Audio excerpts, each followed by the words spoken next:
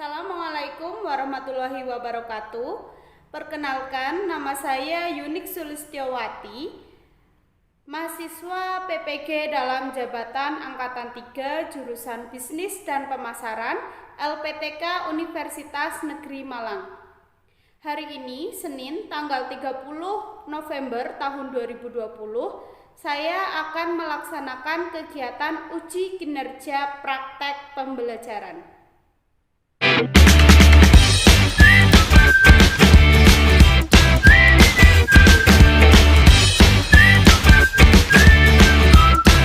Warahmatullahi wabarakatuh.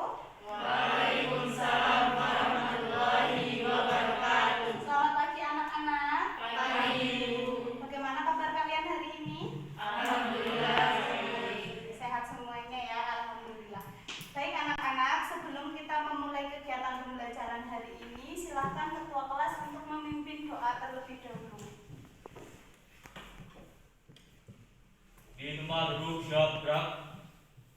Doa mulai.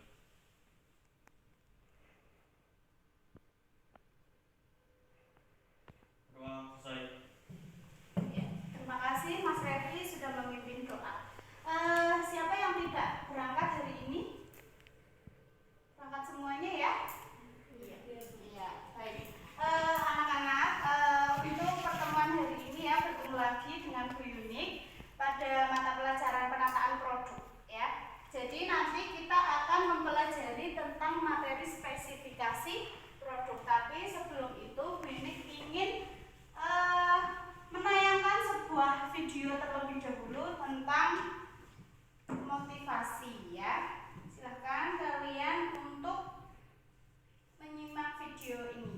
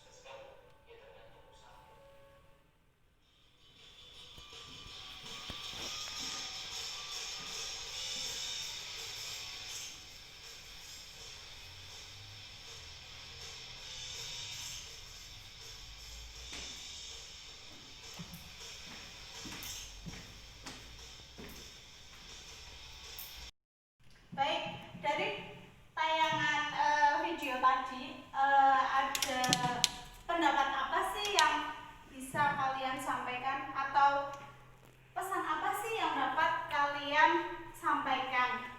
Coba salah satu ada yang bisa menjawab? Angkat tangan ya.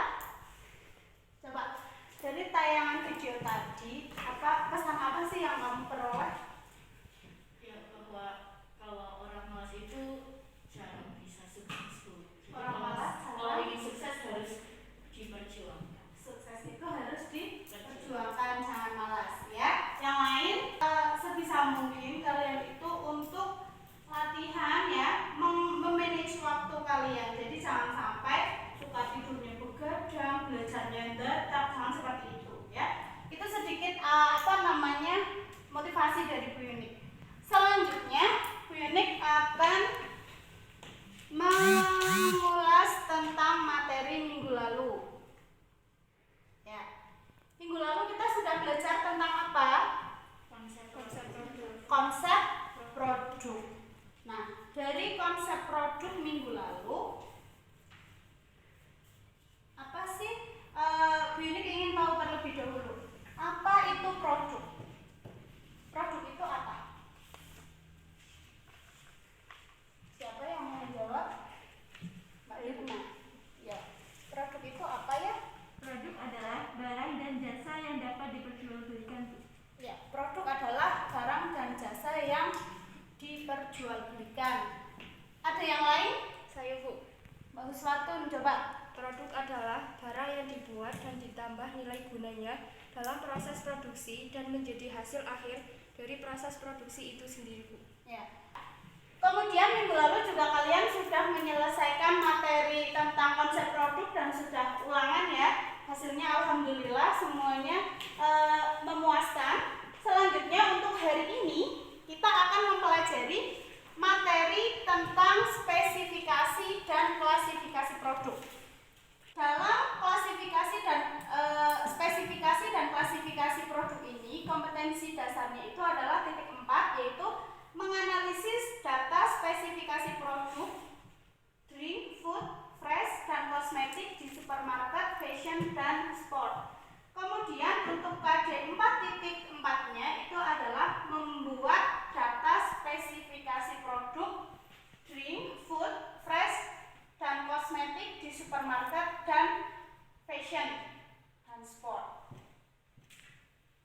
Kemudian untuk tujuan pembelajaran kita hari ini adalah mengidentifikasi barang industri, kemudian mengidentifikasi barang modal, mengidentifikasi barang konsumsi, mengidentifikasi barang berdasarkan sifat konsumsinya, dan yang terakhir adalah menentukan data spesifikasi produk. Sebelum Bu Yunik menyampaikan materi, Bu Yunik akan menayangkan sebuah video terlebih dahulu berkaitan dengan materi kita tentang spesifikasi produk.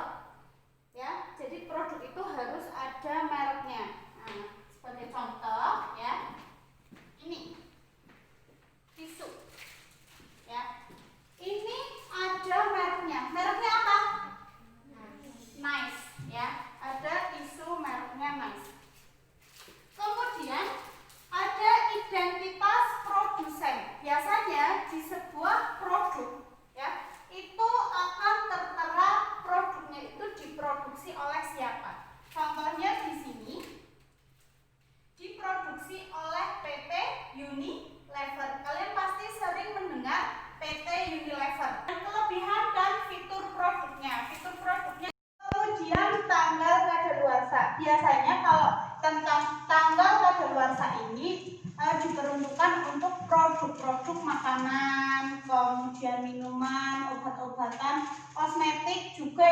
Kemudian desain dan gambar produk yang menggambarkan secara visual dan menjadi karakteristik pembeda dengan produk yang lain. Ya, dari baik, selanjutnya Winik akan menyampaikan materi kita hari ini ya. Tentang yang pertama adalah spesifikasi produk berdasarkan tujuan pemakaiannya. Berdasarkan tujuan pemakaiannya, spesifikasi produk ini dapat dikategorikan menjadi berapa? Tiga. Yang pertama adalah barang industri. Yang kedua barang modal. Yang ketiga barang konsumsi. Nah, dari gambar-gambar ini ya, yang pertama ini ada gambar apa? Ini maksudnya barang apa? Barang industri. Kemudian ini ada aneka macam produk kebersihan kalau nggak salah. Ini masuknya ke barang apa? Sama baju ini masuknya ke barang apa? Barang konsumsi. Minum? Enggak ya. Jadi konsumsi itu bukan berarti dimakan, diminum, itu enggak, tapi digunakan oleh konsumen. Ya, dipakai oleh konsumen. Makanya di sini juga ada baju. Jadi barang konsumsi itu tidak cuma tentang makanan atau minuman saja, tapi berbagai aneka macam produk dan jasa yang mana produk-produk tersebut dapat digunakan, dimanfaatkan, dipakai oleh si konsumen. Kemudian ada barang modal. Nah, di sini ada gedung masuknya barang modal, Bu. Iya, jadi gedung itu adalah salah satu dari barang modal. Selanjutnya kita akan bahas satu persatu ya. Nah, barang industri. Yang pertama adalah barang industri. Barang industri itu apa? Ada yang tahu barang industri itu apa? Saya, Bu.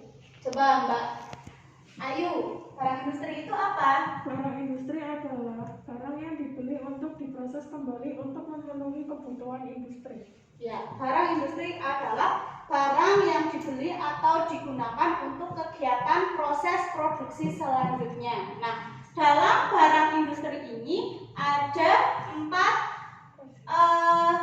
kelompok ya. Jadi ada barang dan suku cadang, kemudian ada bahan baku, ada bahan setengah jadi dan bahan suku cadang. Di mana bahan baku itu adalah barang yang seluruhnya masuk dalam proses sebuah produksi. Contohnya apa?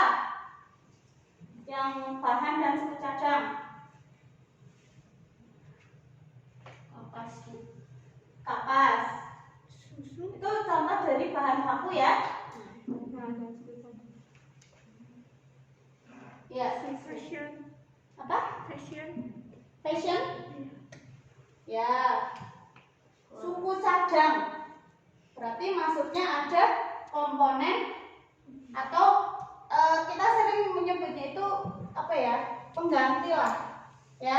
Jadi kalau misalnya di sini disebutkan bahwa komponen material yang telah melalui tahap standarisasi yang mempengaruhi harga dan mutu yang ditawarkan oleh pemasok terhadap pembelinya. Artinya suku cadang ini biasanya dibuat oleh perusahaan yang mana mereka itu memproduksi komponen-komponen kecil dari produk utamanya. Contohnya ada sepeda motor, ya. Kalau di sebuah pabrik sepeda motor, dia hanya memproduksi sebuah rangkanya, kemudian mesinnya seperti itu. Jadi nanti untuk suku cadangnya seperti rodanya, nah itu tidak diproduksi oleh si perusahaan sepeda motor tersebut, tapi diproduksi oleh produk lain, produsen lain. Jadi dia hanya menyediakan suku cadangnya saja. Atau misalnya komputer begitu. Nah, nanti ada komponen-komponen dari sebuah perangkat komputer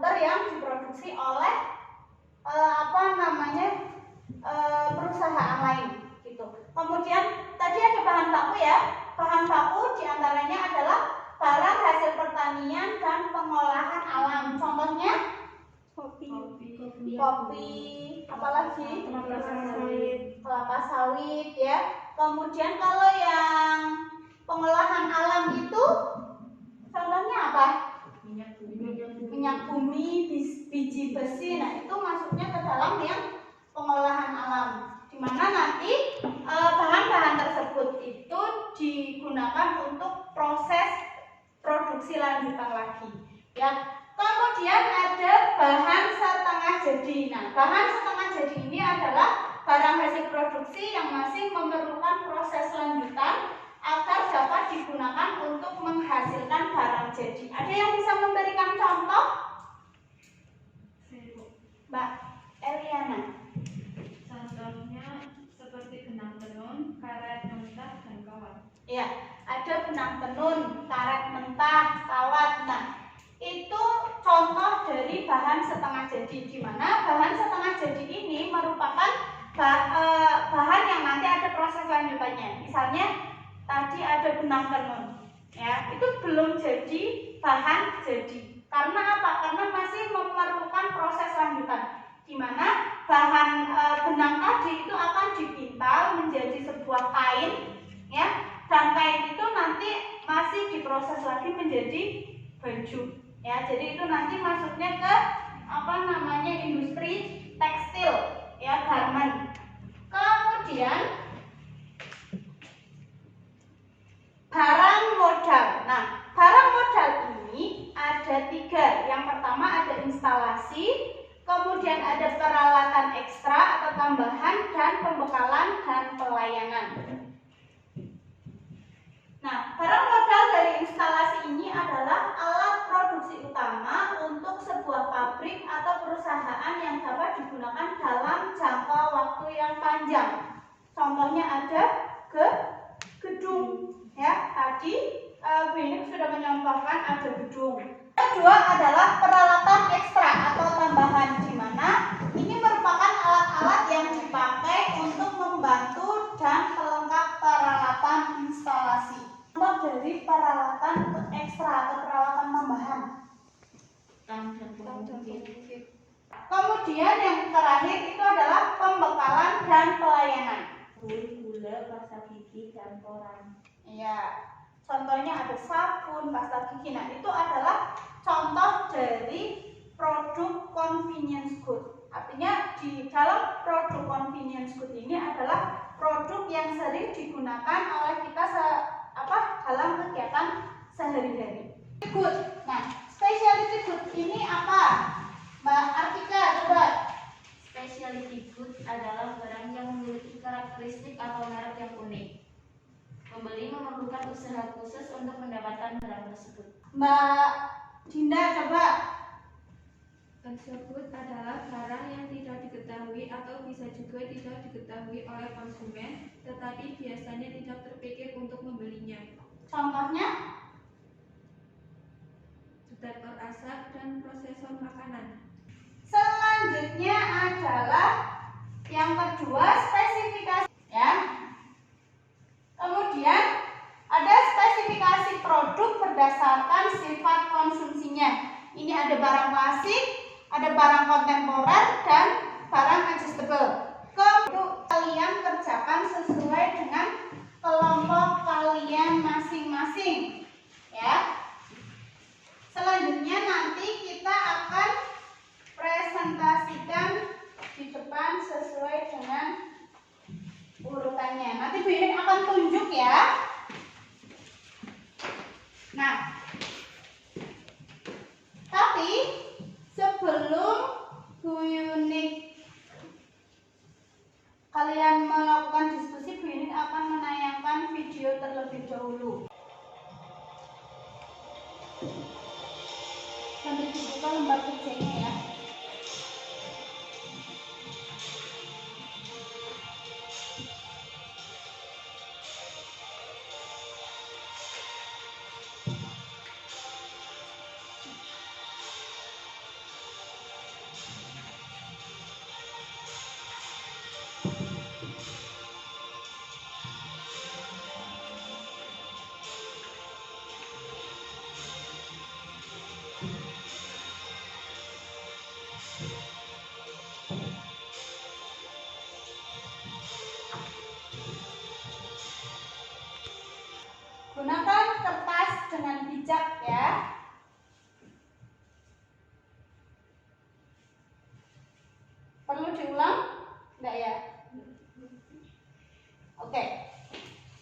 Jadi untuk kegiatan kita kelompok ini ya, kegiatan kelompok ini Bu Yunik memberikan 4 pertanyaan di lembar kerja yang sudah Bu Yunik bagikan ke kalian.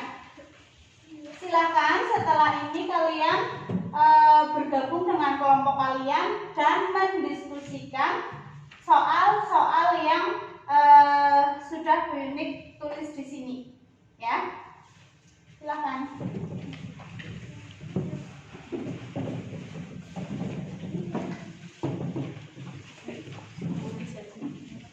Kursinya kok digeser? Kursinya digeser aja. Nah.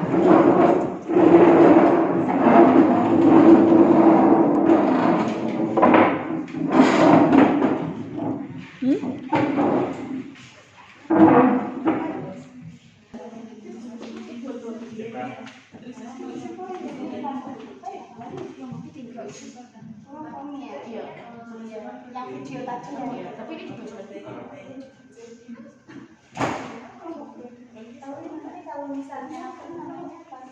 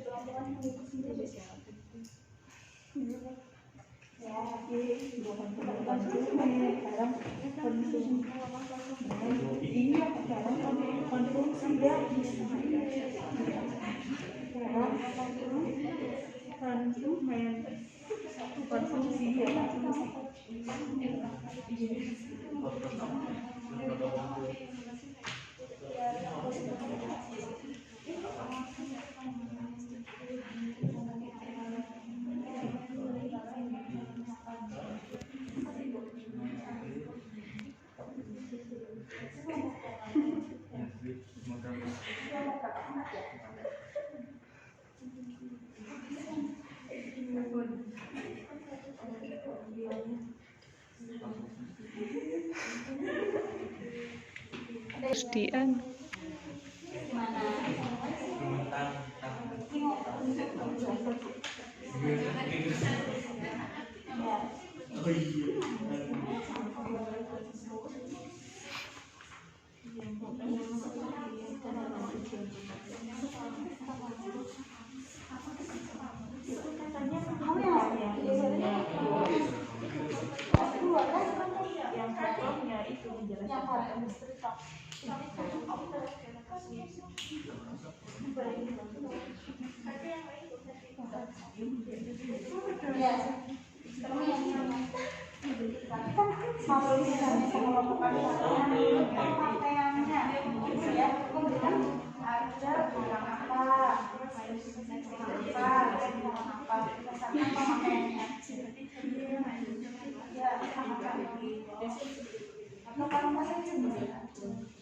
Baik anak-anak, gimana diskusinya sudah selesai? Sudah. Kalau sudah, silahkan nanti bergantian Bu Yunik akan tunjuk untuk mempresentasikan di depan, ya. Baik, Bu Yunik akan menunjuk kelompok 3, ya. Silahkan.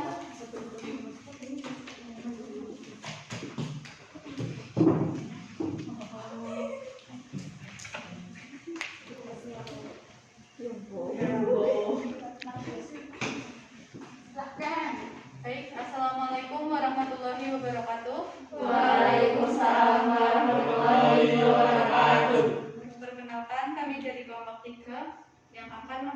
mempresentasikan hasil diskusi dari kelompok kami. Hasil diskusinya, solusi dari kelompok kami mengenai studi kasus yang ada di LKPD. Menurut kelompok kami, yang pertama, mengurangi penggunaan kertas konvensional dan beralih ke teknologi digital seperti menggunakan email atau penyimpanan berupa flash disk. Yang kedua, mendaur ulang kertas bekas yang sudah tidak digunakan lagi. Yang ketiga, menggunakan bahan baku alternatif dalam pembuatan kertas seperti limbah hasil pertanian, kulit singkong, limbah produksi gula yaitu ampas tebu, sekam, dan bahan pisang. Demikian beberapa solusi dan alternatif bahan baku dalam pembuatan kertas yang dapat kelompok kami sampaikan. Terima kasih. Ya, sama-sama. Terima kasih. Kita beri tepuk tangan dulu untuk kelompok 3. Kita solusi atau pendapat dari kelompok 3 itu tadi ya tentang bagaimana cara mengurangi penggunaan kertas. Yang pertama dengan menggunakan mengganti media kertas dengan teknologi ya, atau menggunakan penyimpanan seperti flash disk, kemudian surat itu diganti dengan menggunakan email gitu ya. Kemudian mendaur ulang kertas dan menggunakan bahan baku kertas dengan bahan baku alternatif dari limbah pertanian. Oke, terima kasih untuk kelompok 3. Silakan untuk kembali ke tempat duduknya. Selanjutnya kelompok 2. Ya. Waalaikumsalam warahmatullahi wabarakatuh. Perkenalkan, kami dari kelompok 2 ingin mempresentasikan dan memaparkan hasil diskusi kami.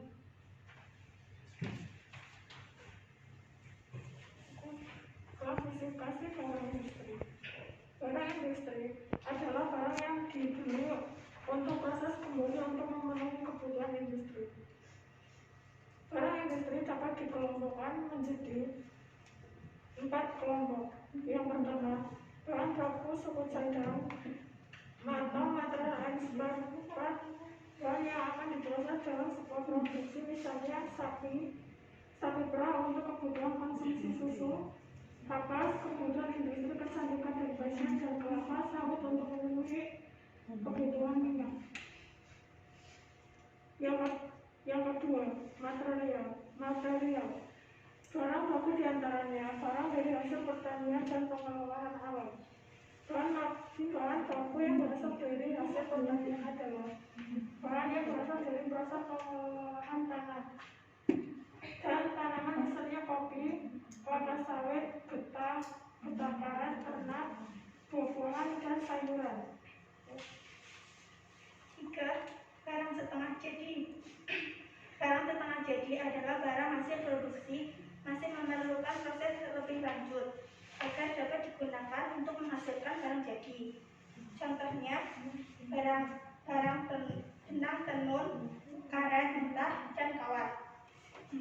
Suku cadang atau komponen material melalui tahap standarisasi yang mempengaruhi harga dan mutu yang ditawarkan pemasok terhadap pembeli. Sementara itu, komponen part seluruhnya masuk ke dalam produk jadi yang tidak mengalami perubahan bentuk dan sifat. Contohnya, ban langsung dipasangkan pada bagian mobil atau sepeda motor, dan chips semikonduktor yang langsung dipasangkan di komputer. Sudah? Ya. Itu tadi pemaparan tentang barang industri ya, ada apa aja. Nah, jadi beri applause untuk kelompok 2.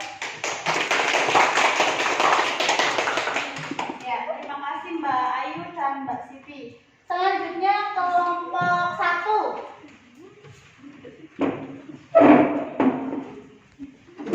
Assalamualaikum warahmatullahi wabarakatuh. Waalaikumsalam warahmatullahi wabarakatuh. Perkenalkan, kami dari kelompok 1 izin untuk mempresentasikan hasil diskusi kami. Untuk menjawab tugas 1, yaitu uraikan pengelompokan produk berdasarkan tujuan pemakaiannya. Berdasarkan tujuan pemakaiannya, barang dapat digolongkan menjadi sebagai berikut. Yang pertama, barang industri atau industrial good. Barang industri adalah barang yang dibeli untuk diproses kembali untuk memenuhi kebutuhan industri. Barang industri dapat dikelompokkan sebagai berikut. Yang pertama, bahan dan suku cadang atau material and spare part. Yang kedua, bahan baku atau material. Yang ketiga, bahan setengah jadi. Yang keempat, suku cadang atau komponen material. Yang kedua akan dibacakan oleh teman saya. Ya. 2. Barang modal, practical item. Barang modal adalah seluruh barang yang digunakan dalam proses produksi dan menghasilkan produk jadi. Barang modal dapat dikelompokkan sebagai berikut. 1. Instalasi. 2. Peralatan ekstra atau tambahan. 3. Pembekalan dan pelayanan. 3. Barang konsumsi. Barang konsumsi adalah barang yang digunakan untuk konsumsi sendiri dan keluarga. Barang konsumsi diklasifikasikan menjadi 4 jenis, yaitu convenient goods, shopping goods, specialty goods, dan consumer goods.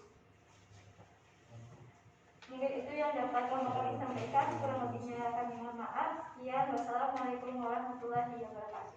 Waalaikumsalam warahmatullahi wabarakatuh. Tepuk tangan untuk kelompok 1. Itu tadi ya, dari kelompok 1 adalah pengelompokan barang berdasarkan tujuan pemakaiannya. Ada 3, ada barang industri, barang modal, dan barang konsumsi. Sekarang yang terakhir ya, kelompok 4. Silakan maju ke depan untuk mempresentasikan hasil diskusinya.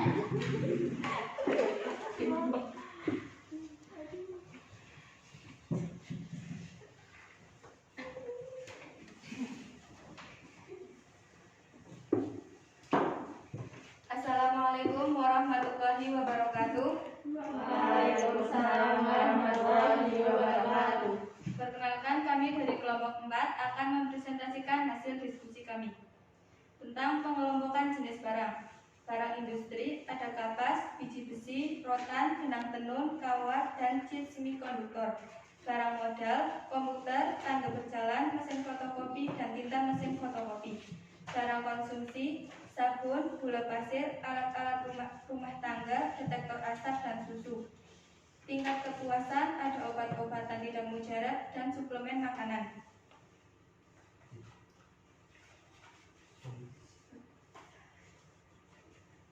Berdasarkan sifat konsumsi ada blue jeans merek Levi's, jas hujan, berlian, dan jam tangan mewah.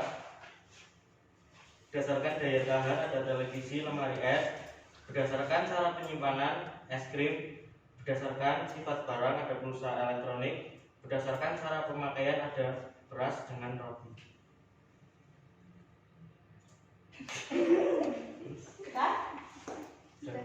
Ya, itu adalah pengelompokan. Baik anak-anak, itu tadi adalah hasil presentasi dari diskusi kalian ya.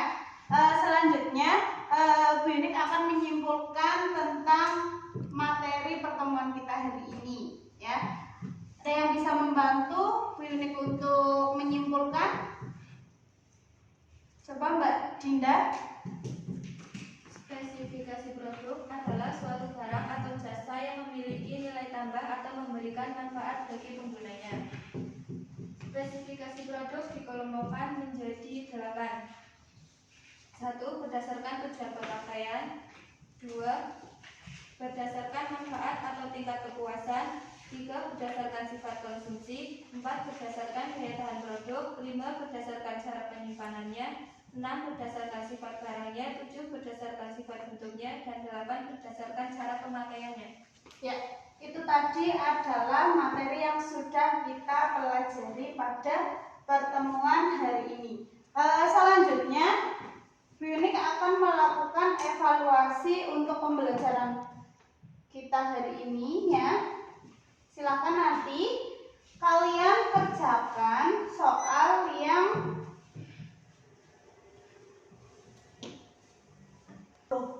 ya. Nah, ini ya.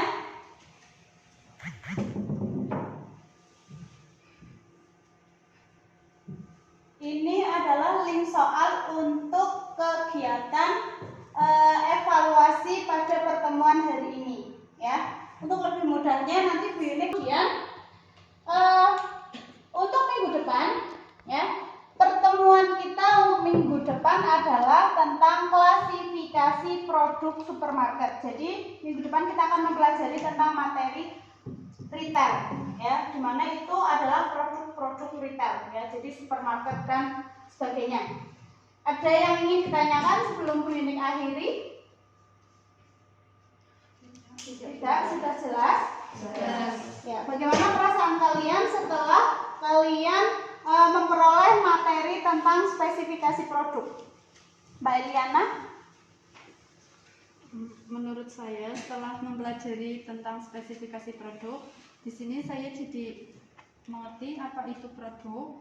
Terus spesifikasi produk bisa dibagikan menjadi berdasarkan apa saja, seperti berdasarkan tujuan pemakaian, terus manfaat, sifat konsumsi, daya tahan produk, cara penyimpanan, sifat barangnya, bentuknya, cara pemakaiannya. Ya, ada lagi yang lain? Ya,